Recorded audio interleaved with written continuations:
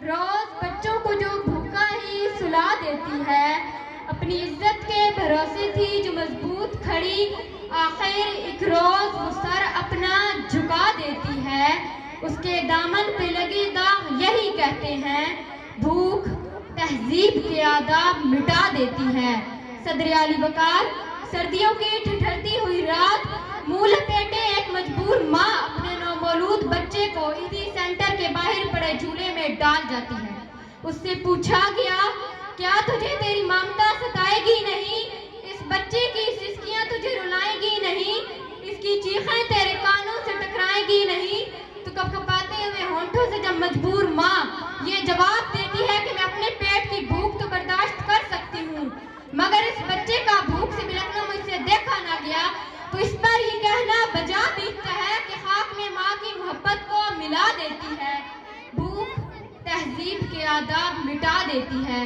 صدر علی وقار، آج اس معزز اور باوقار احوان میں قائد احوان نے جو قرارداد پیش کی کہ ہم معاشی نہیں اخلاقی بدحالی کا شکار ہیں، میں اس کی بھرپور مخالفت کرتی ہوں، کیونکہ جس اخلاقی بدحالی کا رونا وہ رو کر گئے، وہ اخلاقیات تو خود معاشیات کی محتاج ہیں۔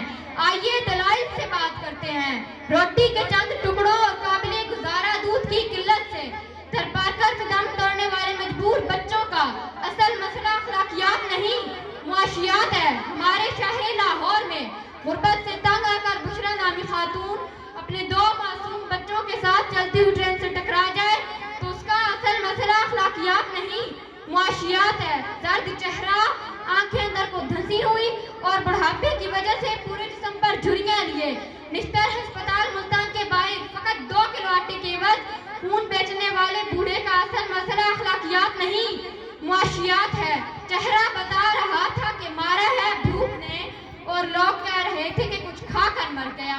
صدر علی وقار، بھوک، تنگ دستی اور ابتر معاشی حالات اعلیٰ اخلاقیات کی ضد ہیں۔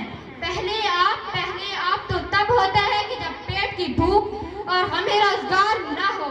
2 جمع 2 4 روٹیوں کی بجائے 2 جمع 2 4 تو تب ہوتے ہیں کہ جب پیٹ کی بھوک اور غم روزگار نہ ہو، بیٹی کا 4 دیواری میں رہنا، خاندان کی عزت پر کٹ مرنا، یہ سب تو تب ہوتا ہے کہ جب پیٹ کی بھوک اور غم روزگار نہ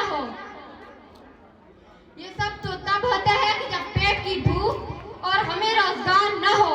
چاند روٹی کی بجائے چاند میں چرخہ کاٹتی بڑھیا تو تب دکھائی دیتی ہے کہ جب پیٹ کی بھوک اور غم روزگار نہ ہو۔ کون عاشق خدا کی ذات کا ہے، سارا چکر معاشیات کا ہے۔ صدر علی وقار، میرے تمام آئیے زمینی حقائق کا جائزہ لیجئے۔ آج کشمیر میں مسلمانوں کو اپنے گھروں میں بند ہوئے 115 دن گزر گئے۔ ہم نے اخلاقیات کا مظاہرہ کرتے ہوئے اقوام متحدہ میں قراردادیں پیش کی تو اسلامی ممالک نے پاکستان کی حمایت کی بجائے ہندوستان کی حمایت کی، تو کیا اس کی اصل وجہ یہ ہے کہ ہم اخلاقی پستی کا شکار ہیں؟ نہیں صدر علی وقار، ہرگز نہیں، بلکہ اصل وجہ تو یہ ہے کہ ہم معاشی طور پر کمزور ہیں۔ اس کمزوری کا علاج بھارت کی عالمی معیشت ہے۔ ہمیں یہ بات تسلیم کرنی ہوگی کہ ہم اخلاقی نہیں معاشی بدحالی کا شکار ہیں، کیونکہ یہ اخلاقیات تو خود معاشیات کی محتاج ہیں۔